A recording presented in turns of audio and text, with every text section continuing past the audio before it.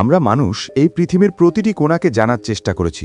আমরা ছুঁয়েছি পাহাড়ের চূড়া, ডুবেছি গভীর সমুদ্রের তলদেশে, এমনকি পা রেখেছি চাঁদের মাটিতেও। তবুও পৃথিবীতে এমন কিছু জায়গা আছে যেখানে মানুষের পা রাখা প্রায় অসম্ভব। এই স্থানগুলো এতটাই বিপজ্জনক, রহস্যময় ও নিষিদ্ধ যে কেউ সেখানে যাওয়ার চেষ্টা করলেও হয়তো আর ফিরে আসতে পারে না।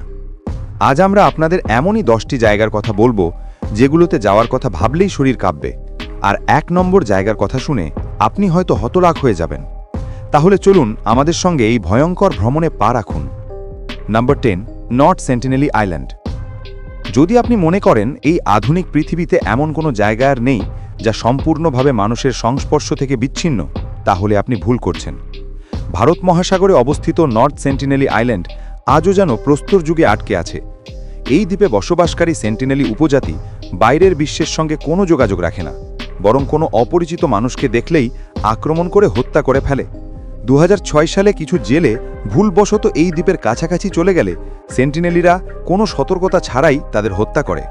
পরে ভারতীয় নৌবাহিনী যখন হেলিকপ্টারের মাধ্যমে তাদের মৃতদেহ উদ্ধার করতে যায়, তখন দ্বীপবাসীরা তীর ও বর্ষা দিয়ে আক্রমণ চালায়। এই উপজাতি আজও বাইরের দুনিয়ার সঙ্গে কোনো সম্পর্ক রাখতে চায় না। তাদের জীবনযাপন আজও ঠিক সেই রকম যেমনটি হাজার হাজার বছর আগে ছিল। সেই কারণেই ভারত সরকার এই দ্বীপে যাওয়া সম্পূর্ণভাবে নিষিদ্ধ করেছে। Number 9, snake island. পৃথিবীতে অসংখ্য মানুষ আছে যারা সাপকে ভয় পায়, কিন্তু আপনি যদি এই দ্বীপে যান তবে সেই ভয় বাস্তবে পরিণত হবে। ব্রাজিলের উপকূল থেকে অল্প দূরেই অবস্থিত এই দ্বীপটি, যা পরিচিত স্নেক আইল্যান্ড নামে, এটি পৃথিবীর সবচেয়ে বিপজ্জনক স্থানগুলির একটি। এই দ্বীপে প্রায় 4000টিরও বেশি বিষধর সাপ বাস করে, যার মধ্যে সবচেয়ে ভয়ঙ্কর হল গোল্ডেন ল্যান্সেট ভাইপার। এদের বিষ এতটাই শক্তিশালী যে মানুষের মাংস পর্যন্ত পচে যেতে শুরু করে। এই সাপগুলো শুধুমাত্র এই দ্বীপেই পাওয়া যায়, পৃথিবীর আর কোথাও নয়। ব্রাজিল সরকার এই দ্বীপে কারো প্রবেশ সম্পূর্ণভাবে নিষিদ্ধ করেছে। কিন্তু প্রশ্ন হলো, এত বিপুল সংখ্যক সাপ এই এক দ্বীপেই কেন? বিজ্ঞানীদের মতে হাজার হাজার বছর আগে সমুদ্রের জলস্তর বেড়ে যাওয়ায় এই দ্বীপ মূল ভূখণ্ড থেকে বিচ্ছিন্ন হয়ে পড়ে।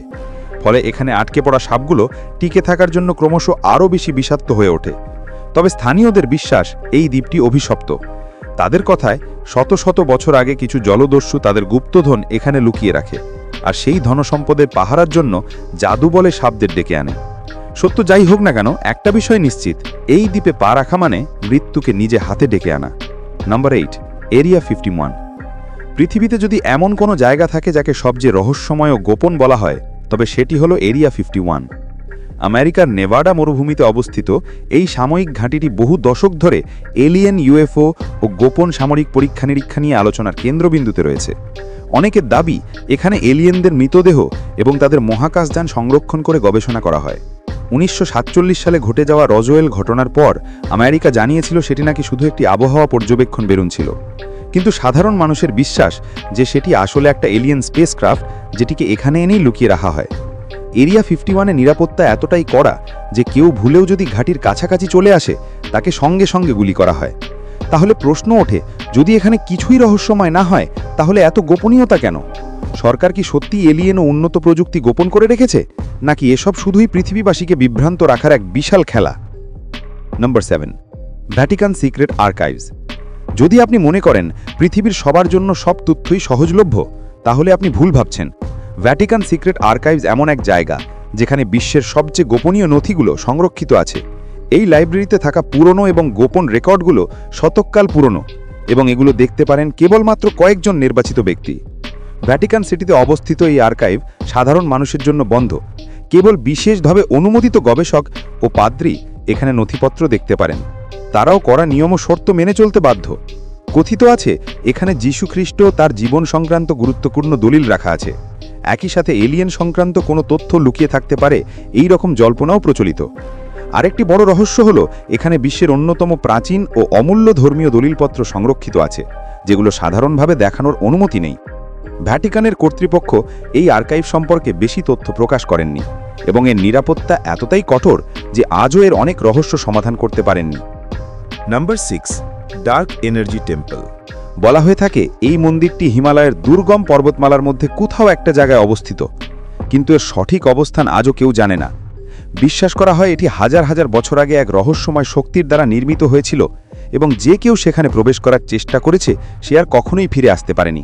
অনেক সাধু, অন্বেষক ও গবেষক এই মন্দিরের খোঁজে বেরিয়েছিলেন, কিন্তু কেউ নিখোঁজ হয়ে গেছেন, আবার কেউ ফিরে এসে মানসিকভাবে বিকারগ্রস্ত হয়ে পড়েছেন।